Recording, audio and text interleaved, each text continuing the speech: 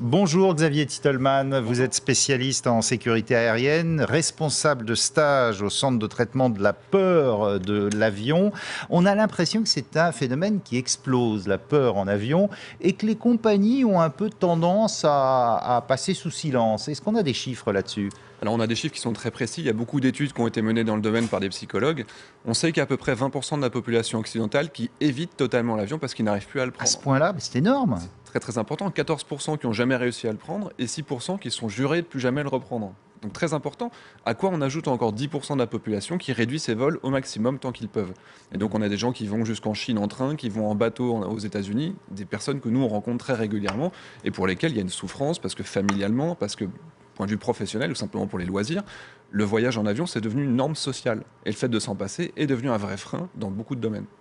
On va voir des images là, on les voit de ces stages. Qu'est-ce que vous leur dites alors à ces phobiques de l'avion? Alors, il y a plusieurs choses. Évidemment, il y a une formation technique, c'est à expliquer les turbulences, les bruits, les pannes, les orages. On va vraiment aller jusqu'au bout des idées catastrophes.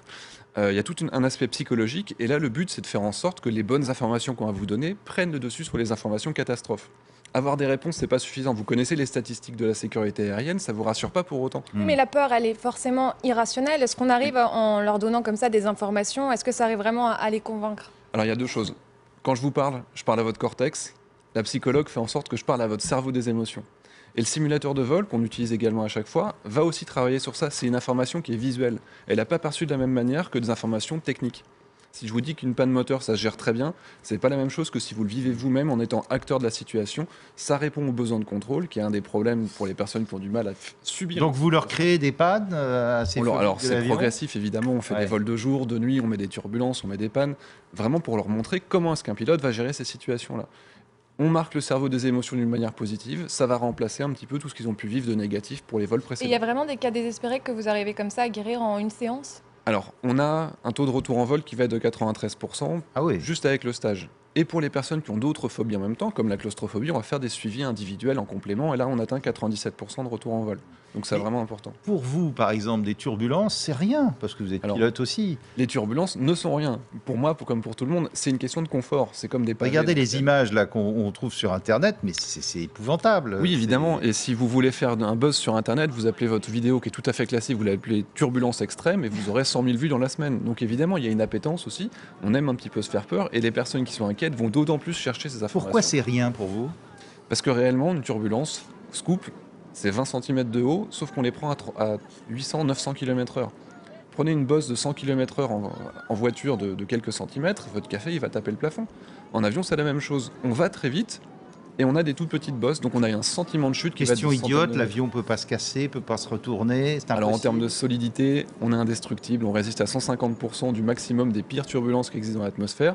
Et en altitude, on vole à 10 000 mètres d'altitude, donc perdre quelques dizaines de centimètres, ça représente absolument aucun risque. Mais ça alimente leur peur quand, par exemple, il y a des crashs d'avion, même si Alors, ça arrive pas forcément souvent. Il y a c'est eu des évident. séries noires l'an dernier, par L'année exemple. dernière, on a eu 7 accidents, ce qui est un record de faiblesse. C'est-à-dire qu'on n'a jamais eu si peu d'accidents. Mais un sur une crash année. comme celui de Ouagadougou, là, affrété par Air Algérie, on pense bien que c'est quand même la météo, là. Donc, Alors, on a des situations pour lesquelles on attend des réponses. Très fréquemment, on attaque toujours la météo, que ce soit pour le Rio-Paris, que ce soit pour l'avion, encore une fois, AirAsia.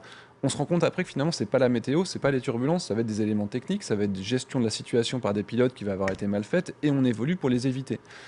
Dans le cas du Ouagadougou-Alger, donc de juillet dernier, là on a une situation qui n'est pas encore expliquée, notamment parce que les boîtes noires ne sont pas totalement exploitables, et qu'en général, une étude, ça met 2 ans. Pendant 2 ans, on accuse la météo, et puis au bout de 2 ans, on dit bah, finalement, c'était une pièce technique sur un avion qu'on va changer parce que c'est un avion en plus qui arrive en fin de carrière.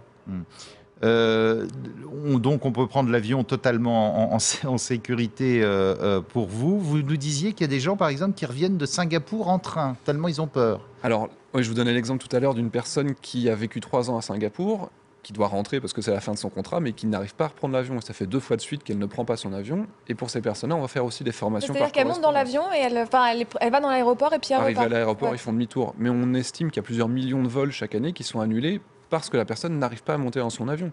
Donc en dehors de l'aspect, déjà pour la personne qui ne prend pas son avion, il y a un aspect financier qui n'est pas du tout pris en compte par les sociétés, par les assurances, par les compagnies.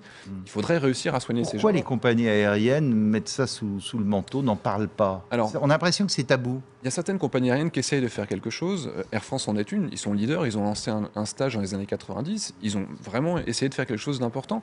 Après, il faut voir aussi que c'est une démarche commerciale, alors que c'est une démarche Parce qu'ils normalement perdent qui est médicale. énormément de clients quand même. Ils perdent des clients. À mon sens, les stages devraient être sponsorisés, devraient presque être gratuits et offerts par les compagnies aériennes.